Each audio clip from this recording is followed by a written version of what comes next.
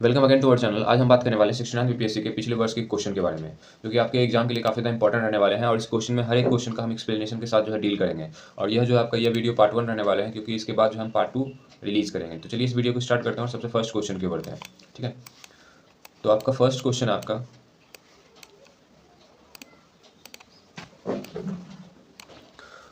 आपका निम्नलिखित में से कौन कौन सी तकनीक 5G मोबाइल संचार नेटवर्क द्वारा सक्षम की जाएगी? तो internet of things, edge computings, network slicings. ठीक है, तो आपका क्या हो जाएगा? ऑप्शन नंबर 1, 2, 3 यानी कि तीनों हो जाएगा। अब इनके बारे में बात करते हैं 5G के बारे में। ठीक है, 5G क्या होता है?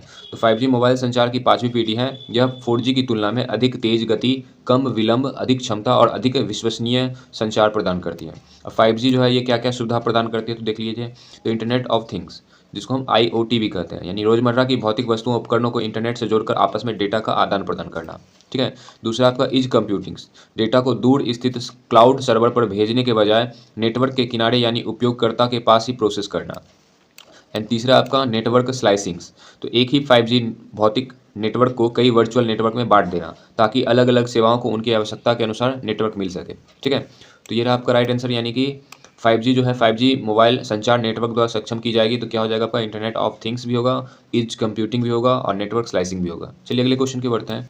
नेक्स्ट क्वेश्चन आपका सूची 1 यानी अंतरिक्ष मिशन और सूची 2 खोज उद्देश्य से सुमेलित करें। तो सबसे पहले आपका कैसियस ह्यूजेंस। तो कैसियन ह्यूजेंस जो था आपका सनी और उसके वलय के खोज के लिए जो है, खोज के उद्देश्य के लिए इसको लॉन्च किया गया था। दूसरा आपका जूनो, जो आपका बृहस्पति के लिए आपका था। ऑन्टेमिस, जो कि आपके मानव अंतरिक्ष उड़ान चंद्रमा से मंगल ग्रह तक। और वेरिटास, जो कि आपका शुक्र के लिए था। तो चलिए हम इनके बारे में जो है आपका डिटेल में बात करते हैं। तो सबसे फर्स्ट आपका कैसिनी ह्यूजेंस, जो नासा, ESA और ASI के द्वारा जो है आपका लॉन्च किया गया था। प्रक्षेपण कब हुआ था? तो 15 अक्टूबर 1997 को। सनी की कक्षा में प्रवेश कब किए गए थे? तो 2004 में। मिशन समाप्त कब हुआ आपका? 15 सितंबर 2017 में। उद्देश्य क्या था? सनी, उसके वलय और उसके उपग्रहों का अध्ययन करना। ठीक है, प्रमुख उपलब्धियां क्या था? तो ह्यूजेंस प्रोब 2005 में टाइटन पर उतरा। टाइटन पर मीथेन की झील पाई गई। एन्सलाइडस पर बर्फ के नीचे महासागर और पानी के फव्वारे मिले। सनी के 146 से अधिक चंद्रमा की पुष्टि हुई। चलिए दूसरा मिशन आपका जूनो। तो जूनो भी जो है नासा के द्वारा ही लागू किया गया था, लॉन्च किया गया था। प्रक्षेपण कब हुआ था? तो 5 अगस्त 2011 को। बृहस्पति की कक्षा में प्रवेश कब की गई थी? तो 4 जुलाई 2016 को। उद्देश्य क्या था? तो बृहस्पति की उत्पत्ति, संरचना, वातावरण, गुरुत्वाकर्षण और चुंबकीय क्षेत्र का अध्ययन करना। बृहस्पति का चुंबकीय क्षेत्र बहुत शक्तिशाली है। गहरे द्रव्य हाइड्रोजन की परतें हैं। विशाल चक्रवात का अध्ययन किया गया और ग्रह की आंतरिक संरचना के बारे में महत्वपूर्ण जानकारी मिली थी। तीसरा आपका ऑन्टिमिस। ठीक है, ऑर्टिमिस प्रोग्राम, ये भी आपके नासा के द्वारा लागू किया गया था 2017 में। तो इसका उद्देश्य क्या था? तो मनुष्य को पुनः चंद्रमा पर भेजना, पहली महिला और पहले अश्वेत अंतरिक्ष यात्री को चंद्रमा पर भेजना और मंगल ग्रह के मानव मिशन की तैयारी करना। महत्व क्या है? तो मानव अंतरिक्ष अन्वेषण का एक नया युग है। अब यहाँ पर मिशन के बारे में बात करते हैं। तो ऑर्टिमस 1 जो कि 2022 में लागू किया गया था, यानी कि लॉन्च किया गया था, जो कि आपका बिना चालक यानी बिना क्रू का था और ओरियन स्पेसक्राफ्ट का परीक्षण किया गया था। ऑर्टिमिस 2 जो चालक दल के साथ चंद्रमा की परिक्रमा की थी। ऑर्टिमस 3 अंतरिक्ष यात्रियों का चंद्रमा पर उतरना। ठीक है, अभी निर्धारित नहीं किया गया है। ठीक है, अभी निर्धारित किया गया है लेकिन अभी लॉन्च नहीं किया गया है। अब हम लोग बात करेंगे वेरिटास के बारे में। तो वेरिटास भी आपका नासा के द्वारा जो है लॉन्च किया गया था, जिसका पूर्ण नाम क्या आपका? Venus emissivity radio science InSAR topography and spectroscopy. उद्देश्य क्या है? तो शुक्र ग्रह की सतह का मानचित्र बनाना, ज्वालामुखी गतिविधियों का अध्ययन करना, भूगर्भीय इतिहास समझना और प्लेट विवर्तनी का सिद्धांत का अध्ययन करना। अब ये क्यों महत्वपूर्ण है? तो पृथ्वी का आकार में समान किंतु वातावरण में अत्यधिक भिन्नता, इसलिए तुलनात्मक अध्ययन महत्वपूर्ण है। शुक्र के महत्वपूर्ण तथ्य क्या है? तो यह सूर्य से दूसरा ग्रह है और सबसे गर्म ग्रह है और सबसे चमकीला ग्रह है। रेट्राग्रेड रोटेशन, यानी कि रेट्राग्रेड रोटेशन का मतलब क्या होता है? तो ये पूर्व से पश्चिम की ओर घूमता है और एक दिन जो है वो 1 वर्ष के बराबर होता है, यानी एक दिन जो है 1 वर्ष से अधिक के बराबर होता है। ठीक है, अब हम लोग बात करेंगे भारत के चंद्रमा मिशन के बारे में, यानी कि चंद्रयान 1 के बारे में।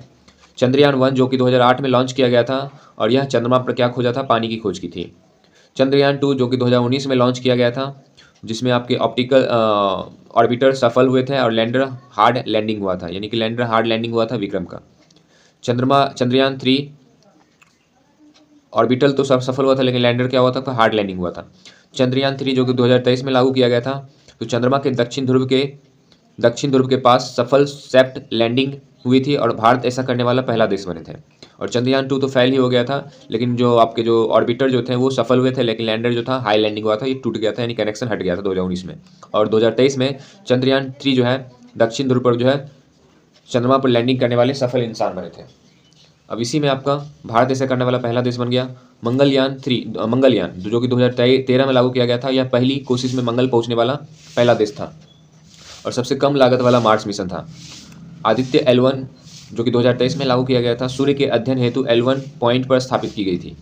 और गगनयान जो कि आपके भविष्य का मिशन है, भारत का पहला मानव अंतरिक्ष मिशन है गगनयान। चलिए अगले क्वेश्चन की ओर बढ़ते हैं। अगला क्वेश्चन आपका क्वेश्चन नंबर 3, कपड़ा को उत्पत्ति से सुमेलित करें। तो लिनेन है, जटाकौरी है, मोहियर है, डाउन है, मोहेयर, ठीक है। अब सूची 2 में आपके नारियल का पौधा, सन का पौधा, बत्तख और गीज के पंख और अंगोड़ बकरी, ठीक है। तो अब यहाँ पर हम लोग बात करते हैं। तो सबसे फर्स्ट लिनेन जो है आपके सन के पौधे से प्राप्त किए जाते हैं। दूसरा आपका जटा या कॉयड़ जो कि आपके नारियल के पौधे से प्राप्त किए जाते हैं। तीसरा आपका मोहेयर जो है आपका अंगोड़ बकरी से प्राप्त किए जाते हैं। और डाउन जो कि बत्तख और गीज के पंख से प्राप्त किए जाते हैं। चलिए इनके बारे में बात कर लेते हैं। तो लिनेन जिनकी उत्पत्ति कहाँ से हुई है आपका सन के पौधे से, ठीक है। दूसरा आपका जटा या कॉरियर जिसकी उत्पत्ति कहाँ से हुई है आपका नारियल के पौधे से। तीसरा आपका मोहेयर जो कि अंगोड़ बकरी के बालों से प्राप्त किए जाते हैं। और चौथा आपका डाउन जो कि बत्तख और गीज के पंख से प्राप्त किए जाते हैं। चलिए अगले क्वेश्चन की ओर बढ़ते हैं। अगला क्वेश्चन आपका, निम्नलिखित कथनों पर विचार कीजिए। टीनियासिस एक आंत का संक्रमण है जो टेपवर्म की 3 प्रजाति टीनिया सोनियम्स, टीनिया सेजिनाटा और टीनिया एशियाटिका के कारण होता है। जब मस्तिष्क में सिस्ट विकसित हो जाते हैं तो इस स्थिति को न्यूरोसिस्टिकोसिस कहा जाता है। तो उपयुक्त में से कथन है आपका केवल 1, केवल 2, केवल 1 और 2 दोनों, और उपयुक्त में से कोई नहीं। तो इसका राइट आंसर हो जाएगा आपका दोनों का दोनों सही उत्तर है। यानी कि टीनियसिस एक आंत का संक्रमण है जो टेपवर्म की 3 प्रजाति टीनिया सोनियम, टीनिया सेजिनाटा, टीनिया एशियाटिका के कारण बनता है। और जब मस्तिष्क में सिस्ट विकसित होती है तो इस स्थिति को हम क्या कहते हैं, न्यूरोसिस्टिकोसिस, ठीक है। अब यहाँ पर हम बात करते हैं इनके बारे में। तो टीनियसिस, तो यह आंत का एक संक्रमण बीमारी है जो कि आपके 3 टेपवर्म के कारण यानी कृमि के कारण फैलती है, जिसका नाम है आपका टीनिया सोलियम्स, टीनिया सेजिनेटा और टीनिया एसिटिका, ठीक है। ये वयस्क टेपवर्म मानव की छोटी आंत में रहते हैं, ठीक है। अब बात करते हैं न्यूरोसिस्टिकोसिस के बारे में। तो जब टीनिया सोलियम के अंडे शरीर में प्रवेश करती हैं और उनके लार्वे मस्तिष्क में जाकर सिस्ट बना लेते हैं तो इस स्थिति को न्यूरोसिस्टिकोसिस कहते हैं, ठीक है। तो सिस्ट कहाँ कहाँ बनते हैं, तो यह मुख्यतः मस्तिष्क और कभी कभी आंखों में भी बनते हैं। चलिए अगले क्वेश्चन की ओर बढ़ते हैं। अगला क्वेश्चन आपका, निम्नलिखित में कौन सा कंप्यूटर भाषा है। तो कोबरा, पाइथन, स्क्रैच, जावा। तो इसका क्या हो जाएगा, उपयुक्त में से सभी। तो सभी के सभी आपका क्या है, आपका कंप्यूटर के भाषा है। तो चलिए इनके बारे में बात कर लेते हैं। सबसे फर्स्ट आपका कोबरा। तो कोबरा जो कि आपके ऑब्जेक्ट ओरिएंटेड प्रोग्रामिंग भाषा है, जिसके डेवलपर कौन थे आपके चुक एस्टरब्रुक। वर्ड्स कब हुए थे आपके 2006 में, ठीक है। और इसमें जो आपका विशेषता क्या है, तो नेट फ्रेमवर्क और JVM दोनों को सपोर्ट करती है। पाइथन, जावा और C+ जैसे भाषाओं की विशेषताएं शामिल हैं इनमें। मजबूत टाइपिंग चेकिंग है और एक्सेप्शंस हैंडलिंग, जेनेरियसिस, रीडेबल सिंटैक्स मौजूद है और ऑब्जेक्ट ओरिएंटेड संरचना है, ठीक है। अब इसका जो है उपयोग किसमें किया जाता है, तो सॉफ्टवेयर डेवलपमेंट में, डेस्कटॉप एप्लीकेशंस में, इंटरप्राइज एप्लीकेशंस में और वेब एप्लीकेशंस में। दूसरा आपका पाइथन जो हाई लेवल प्रोग्रामिंग भाषा है, जिसके डेवलपर कौन थे आपके ग्यूडो वैन रोसम 1991 में। विशेषता क्या है, तो इंटरप्रेटेड भाषा, ओपन सोर्स प्लेटफॉर्म, इंडिपेंडेंट है, आसान सिंटैक्स है, डायनेमिक टाइपिंग है और शक्तिशाली मानक लाइब्रेरी है। इनका उपयोग किन में किया जाता है, तो आर्टिफिशियल इंटेलिजेंस AI और मशीन लर्निंग में, डेटा साइंस और डेटा एनालिसिस विजुअलाइजेशन में किए जाते हैं, वेब डेवलपमेंट में किए जाते हैं, ऑटोमेशन, साइबर सिक्योरिटी और स्क्रिप्टिंग में किए जाते हैं और गेम डेवलपमेंट में किया जाता है। अगला आपका स्क्रैच। स्क्रैच भी आपका जो है विजुअल प्रोग्रामिंग भाषा है, जिसका डेवलपर कौन था आपका मिट मीडिया लैब। विशेषता क्या है, तो ब्लॉक बेस्ड प्रोग्रामिंग है, कोड टाइप नहीं करना पड़ता, ब्लॉक्स जोड़कर प्रोग्राम बनाते हैं, शुरुआती विद्यार्थियों के लिए बहुत आसान होता है और फ्री सॉफ्टवेयर और विजुअल कोडिंग है। उपयोग कहाँ कहाँ किए जाते हैं? तो कोडिंग शिक्षा में, गेम बनाने में, एनिमेशन में, स्टोरी टेलिंग में और रोबोटिक्स में, ठीक है। और लास्ट है आपका जावा, जो high level object oriented programming भाषा है, जिसके डेवलपर कौन थे आपके? जेम्स गॉसलिंग, ठीक है, जेम्स गॉसलिंग्स। विकसित कौन किए थे आपके? Sun micro system. वर्ष कब आपका? 1995 में। वर्तमान स्वामी उनके कौन है आपके, यानी कि इसके मतलब कौन इनके मालिक हैं? तो ऑरिकल्स कॉर्पोरेशंस। विशेषता क्या है? तो प्लेटफॉर्म्स इंडिपेंडेंट है, सुरक्षित, मजबूत और मल्टी थ्रेडेड, पोर्टेबल्स, ऑब्जेक्ट ओरिएंटेड है। उपयोग हाँ, चलिए अगला क्वेश्चन क्या है आपका? हाल ही में समाचार में देखी गई चैट जीपीटी में जीपीटी का पूर्ण रूप क्या है? तो जीपीटी का फुल फॉर्म क्या हो जाएगा आपका? जनरेटिव प्री ट्रेंड ट्रांसफॉर्मर, ठीक है। तो अब यहाँ पर चैट जीपीटी क्या है? तो यह एक ओपन एआई द्वारा विकसित एक एआई आधारित चैट बॉट है। यह प्राकृतिक भाषा को समझकर मनुष्य की तरह उत्तर देता है, जिसको लॉन्च कब किया गया था आपका? 30 नवंबर 2022 को। कब किया गया था आपका? 30 नवंबर 2022 को। चलिए अगले क्वेश्चन की बढ़ते हैं। अगला क्वेश्चन आपका, निम्नलिखित में से कौन से जीव के स्वाद नहीं है? मीठा, कड़वा, नमकीन, मसालेदार, उमामी, खट्टा, तीखा, ठीक है। तो इसका राइट आंसर हो जाएगा आपका मसालेदार और तीखा, यानी कि 4 और 7, ठीक है। तो जीव स्वाद पहचानने वाली तंत्रिका उत्तक कौन है आपके? तो फेशियल नर्व्स होते हैं जो जीव के आगे की ओर होते हैं, जो कि 2/3 भाग में होता है। दूसरा होता है आपका ग्लॉसोफेरिंगल्स नर्व्स, जो कि जीभ के पीछे के भाग हैं, और वेगस नर्व्स, जो कि गला एवं एपिग्लोटिस है, जो कि स्वाद को पहचानती है, ठीक है। अब यहाँ पर तो मनुष्य जो होते हैं मूलतः 5 जो है मूल स्वादों को जान सकती है। वो आपका कौन कौन सा? आपका मीठा है, कड़वा है, नमकीन है, उमामी है और आपका खट्टा है, ठीक है। तो इन 5 को ही हम क्या कर सकते हैं? जान सकते हैं। और जीभ के ऊपर जो है ये जो टेस्ट बर्ड्स होते हैं, जो दाने दाने होते हैं, यही जो है आपका स्वाद की जानकारी जो है हमारे नर्व्स को देती है, ठीक है। चलिए अगले क्वेश्चन की बढ़ते हैं। अगला क्वेश्चन आपका, निम्नलिखित में से कौन से जोड़े सही सुमेलित हैं? तो आपका यहाँ पर ऑप्शन दिया हुआ है एनरेक्सिया, जो कि नींद संबंधी विकार है, एंसोमानिया, जो कि खाने का विकार है, डिस्पानिया, जो कि सांस की तकलीफ है, एनसीमिया, जो कि गंध की आंशिक या पूर्ण हानि है। तो इनमें से कौन आपका सही है? तो राइट आंसर होगा आपका 3 और 4। कौन सा आपका? 3 और 4। तो 3 में आपका कौन है? आपका डिस्पानिया, जो कि सांस की तकलीफ है, और एनोसामिया, जो कि गंध की आंशिक या पूर्ण हानि है, ठीक है। तो इनके बारे में बात कर लेते हैं डिटेल में सारे के बारे में, ठीक है। तो फर्स्ट एनोरेखिया या रेखिया, ठीक है, एनोरेखिया। यह जो है प्रश्न में दिया गया है कि नींद संबंधी विकार है, जो कि आपका क्या है? आपका गलत है। तो एनोरेखिया जो है ये खाने का विकार है, कि आपका यह खाने का विकार है, ठीक है। तो इसमें व्यक्ति जो है भोजन से डरता है या बहुत कम खाता है, स्वयं को मोटा समझता है भले ही बहुत दुबला हो, वजन कम करने की अत्यधिक कोशिश करते हैं, ठीक है, एनोरेखिया में, ठीक है। तो एनोरेखिया जो है आपके खाने का विकार है। दूसरा आपका डिस्पानिया। तो डिस्पानिया जो है सांस लेने में कठिनाई या सांस फूलने में जो है आपका सांस फूलने का है, ठीक है। तो डिस्पानिया में क्या होता है? सांस लेने में कठिनाई या सांस फूलना। तो इसका कारण क्या हो सकता है? आपका अस्थमा, निमोनिया, कॉपीडी, हृदय विफलता, एलर्जी, कोविड-19, ठीक है। दूसरा अगला आपका इंसोमानिया, ठीक है। इंसोमानिया जो है आपका यह नींद संबंधी विकार है। इंसोमानिया क्या आपका? नींद संबंधी विकार है, जिसमें जो है नींद ना आना, बार बार नींद खुलना, सुबह जल्दी जाग जाना, दिन भर थकान, चिड़चिड़ाहट, ये आपका इंसोमानिया का आपका क्या आपका सिम्टम्स है। अगला आपका एनोसेमिया। एनोसेमिया जो है आपका गंध की आंशिक या पूर्ण हानि होती है, यानी सूंघने की क्षमता का कम होना या पूरी तरह समाप्त होना, ठीक है। तो एनोसामिया जो होता है आपका गंध की आंशिक या पूर्ण हानि होती है, ठीक है। चलिए अगले, अब यहाँ पर कुछ इंपॉर्टेंट भी देख लेते हैं आपके जो है एगुसिया, जो कि स्वाद का समाप्त होना, डाइसग्यूसिया, जो कि स्वाद में परिवर्तन, डायस्फेगिया, निगलने में कठिनाई, एफेसिस, बोलने में कठिनाई, वर्टिगो, चक्कर आना, टिनिटस, कान में आवाज़ सुनाई देना, ठीक है। टिनिटस, टिन का आवाज़ सुनाई देना, कान में आवाज़ सुनाई देना। वर्टिगस यानी कि चक्कर आना, एफेसिया यानी बोलने में कठिनाई, डायफेगिया निगलने में कठिनाई, डायग्यूसिया स्वाद में परिवर्तन, एगूसिया स्वाद का समाप्त होना, ठीक है। चलिए अगले क्वेश्चन के बढ़ते हैं। अगला क्वेश्चन है, ब्रह्मांड में पल्सर क्या है? तो तारों का समूह, घूमते न्यूट्रॉन तारे, किसी तारे का विस्फोट, किसी तारे द्वारा उत्सर्जित रेडियो तरंगे। तो जो आपके जो पल्सर है ये घूमते न्यूट्रॉन तारे हैं, क्या आपके? घूमते न्यूट्रॉन तारे। अब पल्सर के बारे में बात कर लेते हैं। तो पल्सर एक तेजी से घूमने वाला न्यूट्रॉन तारा होता है जो अपने ध्रुवों से नियमित अंतराल पर रेडियो, एक्सरे या गामा किरणें उत्सर्जित करता है। जब यह विकिरण विकिरण पृथ्वी की ओर आता है तो वह हमें यह नियमित पल्स यानी धड़कन की तरह दिखाई देते हैं। इसी कारण इसे पल्सर कहते हैं। पल्सर की मुख्य विशेषता क्या है? तो यह एक न्यूट्रॉन तारा होता है, बहुत तेजी से घूमता है, सेकंड में कई बार से लेकर हजारों बार। इसके चुंबकीय ध्रुवों से रेडियो, एक्सरे और गामा किरणें उत्सर्जित होती है। जैसे जैसे यह घूमता है, विकिरण की बीज पृथ्वी की ओर, मतलब विकिरण की किरण जो है आपका, या बीज जो है आपका पृथ्वी की ओर आती जाती रहती है।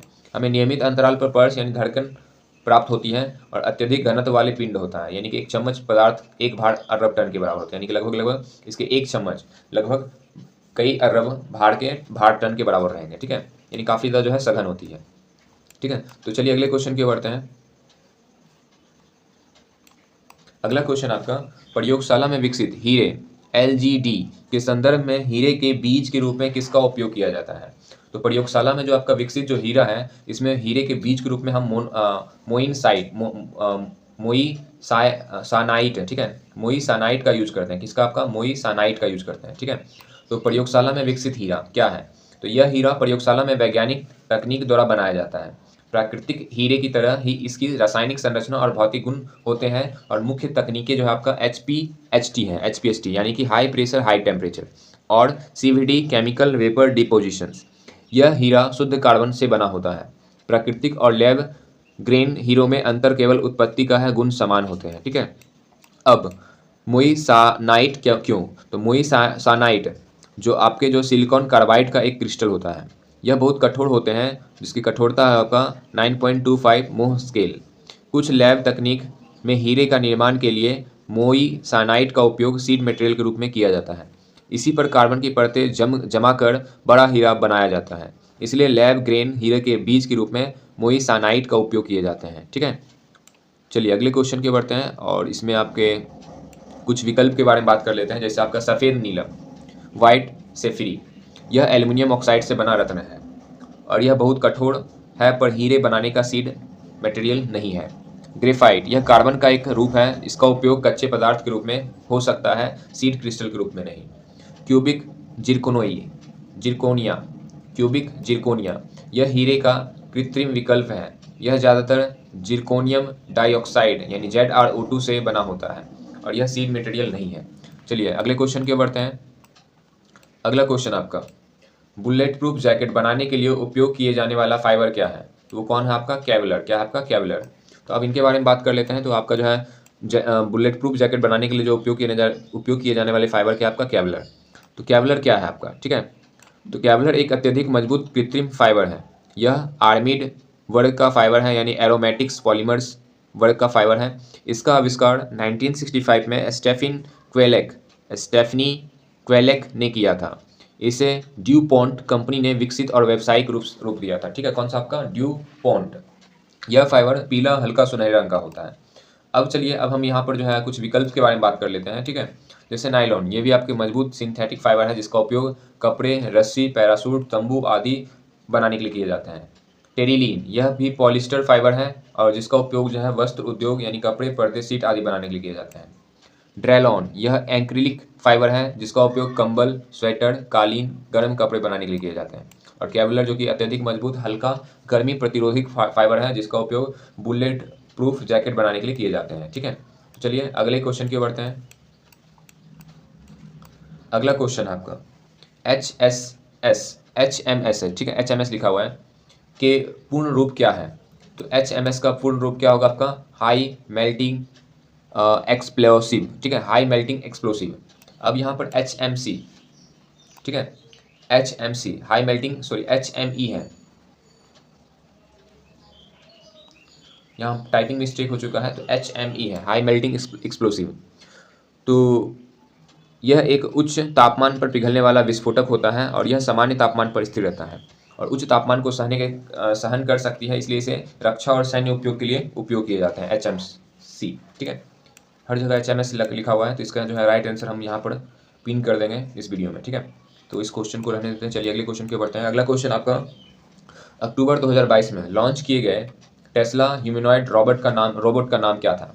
तो उस रोबोट का नाम था आपका ऑप्टिमस। क्या नाम था आपका? ऑप्टिमस। तो ऑप्टिमस टेस्ला द्वारा विकसित एक ह्यूमनॉइड रोबोट है। इसे पहले टेस्ला बॉट के नाम से जाना जाता था। इसे टेस्ला एआई डे 2022 यानी 30 सितंबर 2022 में दुनिया के सामने प्रदर्शित किया गया था। अक्टूबर 2022 में यह चर्चा का प्रमुख विषय बना रहा, क्योंकि यह मानव जैसी आकृति और क्षमताओं वाले एक उन्नत रोबोट है। ठीक है, तो ह्यूमनॉइड रोबोट क्या होता है? तो ह्यूमनॉइड रोबोट वह रोबोट होता है जिसकी बनावट, संरचना और गतिविधि मनुष्य के समान होती है। ठीक है, अब यहाँ पर हम लोग बात करते हैं अन्य ऑप्शंस के बारे में। तो सोफिया, ठीक है, तो इसे हैंसन्स रोबोटिक ने विकसित किया था और यह सामाजिक बातचीत करने के लिए प्रसिद्ध है। यह टेस्ला का रोबोट नहीं है। ठीक है, सोफिया जो कि हैंसन्स रोबोटिक ने विकसित किया था। किसने? आपका हैंसन्स रोबोटिक ने। एटलस, यह बोस्टन्स डायनेमिक द्वारा विकसित किया गया था और यह एक अत्यंत गतिशील ह्यूमनॉइड रोबोट है। दूसरा आपका पेपर्स, तो इसे सॉफ्ट बैंक रोबोटिक ने विकसित किया था। यह ग्राहकों से बातचीत और सेवा के लिए प्रयोग किए जाते हैं। और ऑप्टिमस, यह टेस्ला द्वारा विकसित किए गए ह्यूमनॉइड रोबोट है, जो कब विकसित किया गया था? आपका अक्टूबर 2022 में। चलिए अगले क्वेश्चन की बढ़ते हैं। अगला क्वेश्चन आपका, मैनहाटन परियोजना क्या है? तो एक अनुसंधान और विकसित उपकरण जिसने पहले परमाणु हथियार का विकास किया था। ठीक है, तो मैनहाटन परियोजना क्या है आपका? तो द्वितीय विश्व युद्ध के दौरान अमेरिका के नेतृत्व में चलाया गया एक गुप्त अनुसंधान एवं विकास कार्यक्रम है और जिसका मुख्य उद्देश्य क्या था? तो विश्व का पहला परमाणु बम बनाना। इसकी आरंभ कब की गई थी? तो 1942 में और समाप्ति कब हुई थी? 1946 में। भाग लेने वाले देश कौन कौन से थे? तो आपके यूएसए, यूके और कनाडा। परियोजना के जो है प्रमुख कौन थे? आपके सैन्य प्रमुख जनरल लेस्ली ग्रोवेस और वैज्ञानिक निर्देशक कौन थे? आपके जे रॉबर्ट ओपेनहाइमर। तो यानी कि ये पूरी परियोजना का सैन्य नेतृत्व जो है आपके कौन किए थे? आपके जनरल लेस्ली ग्रोव्स एंड जो परमाणु बम के जो जनक है, जो परमाणु बम बनाने का जो साइंटिस्ट है, उनका नाम क्या था? आपका जे रॉबर्ट ओपेनहाइमर, जिसे परमाणु बम के जनक भी कहा जाता है। अब मैनहाटन क्यों पड़ा? नाम जो है मैनहाटन क्यों पड़ा? तो इस परियोजना का प्रारंभिक प्रशासनिक कार्यालय न्यूयॉर्क सिटी के मैनहाटन जिले में स्थित था, इसलिए इसका नाम मैनहाटन प्रोजेक्ट पड़ा। ठीक है, तो यानी कि मुख्य तथ्य क्या है? तो परियोजना का उद्देश्य क्या था? तो पहला परमाणु बम बनाना। आरंभ वर्ष कब था? आपका 1942 में। समाप्ति वर्ष कब था? आपका 1946 में। पहला परमाणु परीक्षण कौन सा? आपका ट्रिनिटी टेस्ट परीक्षण की तिथि 16 जुलाई 1945 को। 16 जुलाई 1945 को। परीक्षण स्थान कहाँ था? आपका न्यू मैक्सिको में। वैज्ञानिक निदेशक कौन थे? आपके जे रॉबर्ट ओपेनहाइमर और सैन्य प्रमुख कौन थे? आपके जनरल लेस्ली ग्रोव्स। ठीक है,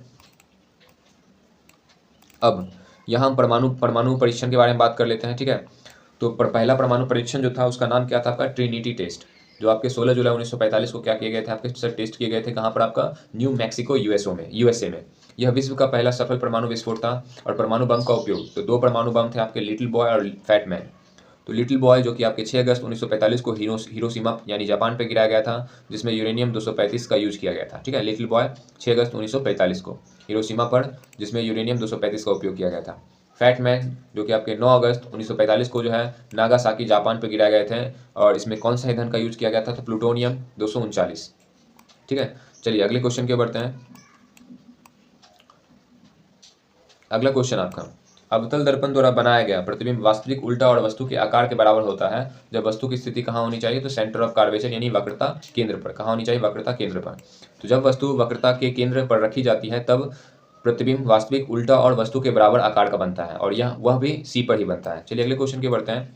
अगला क्वेश्चन आपका, वोल्टेइक सेल एक ऐसा उपकरण है जो क्या काम करता है? फोटोवोल्टेइक सेल तो प्रकाश ऊर्जा को विद्युत ऊर्जा में बदलता है। क्या करता है? आपका प्रकाश ऊर्जा को विद्युत ऊर्जा में बदलता है। ठीक है, तो अब यहाँ पर देखिए कि कैसे कार्य करता है।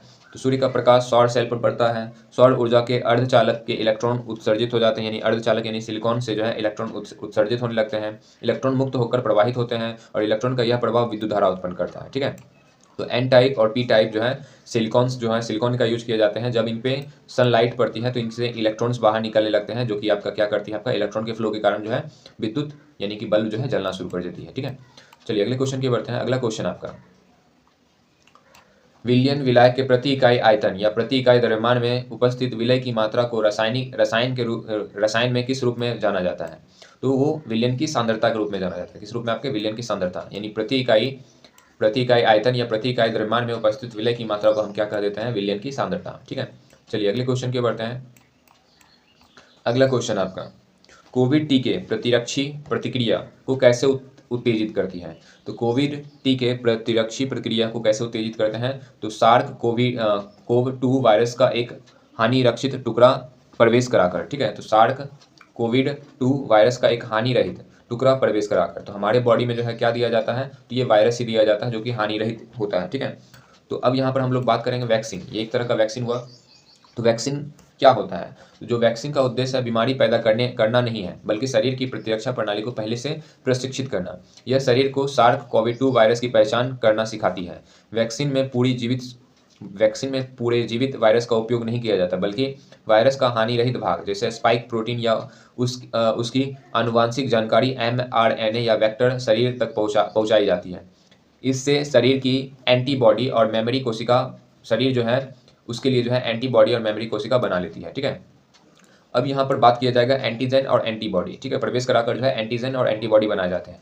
तो एंटीजन क्या होता है? तो वह पदार्थ जो शरीर को प्रतिरक्षा प्रणाली को सक्रिय करता है, उसी को हम क्या कहते हैं? एंटीजन। तो कोविड वैक्सीन में मुख्य एंटीजन आपका कौन था? आपका स्पाइक प्रोटीन। और एंटीबॉडी क्या होता है? तो यह प्रोटीन जो शरीर स्वयं बनाती है, इसका कार्य वायरस को निष्क्रिय करना, ठीक है। इसका कार्य क्या होता है? वायरस को निष्क्रिय करना। यानी कि एंटीबॉडी यह प्रोटीन जो शरीर स्वयं बनाती है, इसको हम क्या कहते हैं? एंटीबॉडी। और इसका काम क्या है? वायरस को निष्क्रिय करना। और मेमोरी सेल, जिसको मेमोरी बी सेल और मेमोरी टी सेल और टी सेल, जो कि आपकी मेमोरी सेल है, लंबे समय तक शरीर में रहती है और दीर्घकालिक प्रतिरक्षा प्रदान करती है, ठीक है। अब यहाँ पर हम लोग बात कर लेते हैं कोविड-19 के टीके के बारे में। mRNA vaccines. mRNA शरीर की कोशिकाओं को स्पाइक प्रोटीन बनाने की जानकारी देता है और शरीर इसे पहचान कर प्रतिरक्षा विकसित करती है, ठीक है। उदाहरण के लिए जैसे आपका था कौन सा? Pfizer's BioNTech Moderna viral vector vaccine, जो कि हानि रहित वायरस है के माध्यम से स्पाइक प्रोटीन का जीन शरीर में प्रवेश कराया जाता है। कोविडशील्ड और स्पुतनिक वी इन्हीं पर आपके काम करते हैं। इनएक्टिवेटेड वैक्सीन्स, वायरस को मारा जाता है और यह शरीर में प्रतिरक्षा प्रतिक्रिया उत्पन्न करता है। Covaxin and Sinovac. Protein subunit vaccines, virus के केवल स्पाइक प्रोटीन या उसके टुकड़े का उपयोग किया जाता है। नोवैक्स और कॉर्बेवैक्स में इनका यूज किए जाते हैं, ठीक है। चलिए अगले क्वेश्चन की बढ़ते हैं। अगला क्वेश्चन आपका, निम्नलिखित में से कौन सा तरल विद्युत का यानी बिजली का कुचालक है? तो वो कौन सा हो जाएगा आपका? उपयुक्त में से कोई नहीं, यानी कि सभी के सभी आपके चालक हैं। नमकीन पानी, संतरे का रस और नींबू का रस, सभी के सभी के आपके चालक हैं। चलिए अगले क्वेश्चन की बढ़ते हैं। अगला क्वेश्चन आपका, डीएनए की डबल हेलिक्स संरचना की खोज किसने की?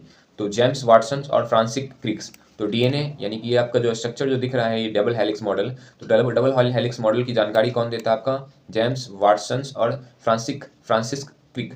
अब डीएनए के बारे में बात कर लेते हैं। तो डीएनए क्या होता है? तो डीएनए का फुल फॉर्म क्या आपका? डीऑक्सीराइबो न्यूक्लिक एसिड, जो कि जीवन की आनुवांशिक जानकारियों को संग्रहित कर रखने वाला अणु है। यह तय करता है कि किसी जीव के गुण कैसे होंगे और वो अगली पीढ़ी तक कैसे पहुंचेगी, और यह प्रत्येक कोशिका के नाभिक में पाए जाते हैं। अब डबल हेलिक्स मॉडल यानी कि आपका डबल हेलिक्स मॉडल है। डीएनए की संरचना दोहरी कुंडली जैसी होती है और इसमें दो लंबी पॉलीन्यूक्लियोटाइड श्रृंखला होती है जो एक दूसरे के चारों ओर मुड़ी होती है। दोनों श्रृंखलाएं हाइड्रोजन बंध पर द्वारा जुड़ी होती है। यह संरचना 1953 में प्रस्तावित की गई थी, ठीक है। यह संरचना जो आपका 1953 में प्रस्तावित की गई थी। अब चलिए अगले क्वेश्चन की बढ़ते हैं। अगला क्वेश्चन आपका, अलग अलग द्रव्यमान की दो वस्तुएं चंद्रमा की सतह के पास स्वतंत्र रूप से गिरे तो क्या होगा? तो किसी भी क्षण एक ही वेग यानी कि दो अलग अलग द्रव्यमान का अगर वस्तु चंद्रमा की सतह पर अगर फेंका जाए तो यहाँ पर क्या होगा कि यहाँ पर आपके जो है वायु यानी कि एयर रेजिस्टेंस नहीं होने के कारण दोनों का दोनों वस्तु जो होगा एक ही समय में यानी एक ही क्षण में गिरेंगे, ठीक है। तो अब यहाँ पर प्रश्न का आधार, तो यानी कि प्रश्न जो है आपका ये किसके आधार पर लिए गए हैं? तो फ्री फॉल के आधार पर। तो फ्री फॉल जो होता है, फ्री फॉल में क्या किया जाएगा? तो दो वस्तु को जो है गिराया जाएगा एयर रेजिस्टेंस यानी एयर को हटाकर, जिसमें क्या होता है कि दोनों का दोनों वस्तु जो होते हैं एक ही समय पर जो है गिरते हैं। इससे ये पता चलता है कि दोनों वस्तुओं पर समान रूप से गुरुत्वाकर्षण बल लग रही है। चलिए अगले क्वेश्चन की बढ़ते हैं। अगला क्वेश्चन आपका, वेक्टर टीके प्रतिरक्षा शक्ति प्रदान करने के लिए कैसे काम करता है? तो वेक्टर टीके जो है जीवित शरीर में जाकर ये क्या काम करती है? तो स्पाइक प्रोटीन बनाती है। क्या बनाती है? आपका स्पाइक प्रोटीन। तो वेक्टर टीके जो है जीवित कोशिकाओं में प्रवेश कराकर और उनके स्पाइक प्रोटीन बनाने में क्या बनाती है? आपके सक्षम बनाती है, ठीक है। तो अब वेक्टर वैक्सीन क्या है? तो वेक्टर वैक्सीन एक विशेष प्रकार की वैक्सीन है जिसमें एक सुरक्षित और संशोधित वायरस का उपयोग किए जाते हैं। यह वेक्टर वायरस बीमारी नहीं फैलाते बल्कि हमारे शरीर की कोशिकाओं में जीन पहुंचाते हैं यानी कि आनुवांशिक सामग्री पहुंचाते हैं। यह जीन कोशिकाओं को किसी रोगजनक के स्पाइक प्रोटीन बनाने का निर्देश देती है, ठीक है। चलिए अगले क्वेश्चन की बढ़ते हैं। अगला क्वेश्चन आपका, लगातार नई परतें जुड़ने वाली प्रक्रिया निम्नलिखित में से कौन है? तो अगर आपका नई परतें को जोड़ने वाली जो आपका प्रक्रिया कौन सा कहलाएगा? आपका समुद्र तल का फैलाव। यानी कि अगर नई परत अगर बनेगा तो इससे क्या होगा? आपका समुद्र तल का क्या होगा? आपका फैलाव होगा। समुद्र तल का फैलाव क्या है? तो मध्य महासागरीय पर्वतमालाओं के पास मैग्मा ऊपर आती है और मैग्मा ठंडा होकर जम जाती है और नई महासागरीय भूपटपटी बनाती है। इस प्रकार समुद्र तल पर लगातार नई परतें जुड़ते रहते हैं और समुद्र तल फैलता जाता है। ठीक है, चलिए अगले क्वेश्चन की बढ़ते हैं। अब यहाँ पर देखिए इंपॉर्टेंट क्या आपका, समुद्र तल का फैलाव पहली बार वैज्ञानिक हैरी हैस 1962 में जो है प्रतिपादित किए थे। अधिकतर नई परतें बेसाल्ट चट्टान की होती है और यह प्रक्रिया अभी भी जारी है। यह प्लेट विवर्तनिकी का महत्वपूर्ण भाग है। ठीक है, तो यानी कि नई परतें से जो है आपकी नई परतें से क्या होता है? आपका समुद्र तल का क्या होता है? आपका फैलाव होता है। ठीक है, चलिए अगले क्वेश्चन की ओर बढ़ते हैं। अगला क्वेश्चन आपका, भूपटल यानी लिथोस्फीयर के टुकड़े मेंटल में गति द्वारा निरंतर धीमी गति से प्रवाहित होते हैं। इस सिद्धांत भूपटल के टुकड़े मेंटल में गति द्वारा निरंतर धीमी गति से प्रवाहित होते हैं। इस सिद्धांत को क्या कहा जाता है? इस सिद्धांत को प्लेट विवर्तनिकी कहा जाता है। यानी कि प्लेट विवर्तनिकी का सिद्धांत क्या है? तो पृथ्वी का बाहरी ठोस भाग, जिसको आप क्या कहते हैं? भूपटल। ठीक है, तो ठोस भाग कई बड़ी और छोटी प्लेटों में क्या होती हैं? विभाजित होती हैं। ये प्लेटें मेंटल की अर्ध द्रव परत के ऊपर धीरे धीरे गति करती हैं और इसकी गति से भूकंप, ज्वालामुखी, पर्वत, महासागरीय गर्त आदि का निर्माण होता है। ठीक है, तो चलिए अगले क्वेश्चन की बढ़ते हैं। अगला क्वेश्चन आपका, mRNA का विस्तारित रूप क्या है, जो महामारी की शुरुआत से ही व्यापक रूप से चर्चा में है? तो mRNA, जिसको मैसेंजर राइबोन्यूक्लिक एसिड कहते हैं। अब ये मैसेंजर mRNA यानी mRNA मैसेंजर राइबोन्यूक्लिक एसिड एक प्रकार का RNA है और यह DNA में मौजूद आनुवांशिक जानकारी को राइबोसोम तक पहुंचाती है। इसे मैसेंजर RNA कहा जाता है क्योंकि DNA का संदेश लेकर जाता है। तो यहाँ पर क्या होगा कि DNA में किसी प्रोटीन को बनाने की आनुवांशिक जानकारी होती है और DNA से जो है ये जानकारी कहाँ जाती है? mRNA के पास। और इस प्रक्रिया को हम क्या कहते हैं? ट्रांसक्रिप्शंस। यानी mRNA जो होगा ये टूट जाएगा, यानी DNA टूटकर mRNA बनाएगा। mRNA कोशिकाओं के राइबोसोम्स तक पहुंचती है और राइबोसोम्स mRNA के निर्देश के अनुसार प्रोटीन बनाते हैं। यानी कि mRNA जो होगा ये इन्फॉर्मेशन किसको देगा? राइबोसोम्स को, और राइबोसोम्स क्या काम करेगा? प्रोटीन बनाएगा। इस प्रक्रिया को हम क्या कहते हैं? ट्रांसलेशन। और इस प्रकार प्रोटीन का निर्माण होता है। ठीक है, तो चलिए अगले क्वेश्चन की बढ़ते हैं। तो ये रहा आपका पार्ट 1 में टोटल 25 क्वेश्चंस। तो अगले पार्ट में हम जो है इसके आगे के क्वेश्चन करने वाले हैं। तो नेक्स्ट वीडियो के लिए आप हमारे चैनल को सब्सक्राइब करिए और बेल आइकन पे क्लिक कर दीजिए। चलिए मिलते हैं नेक्स्ट वीडियो में। धन्यवाद।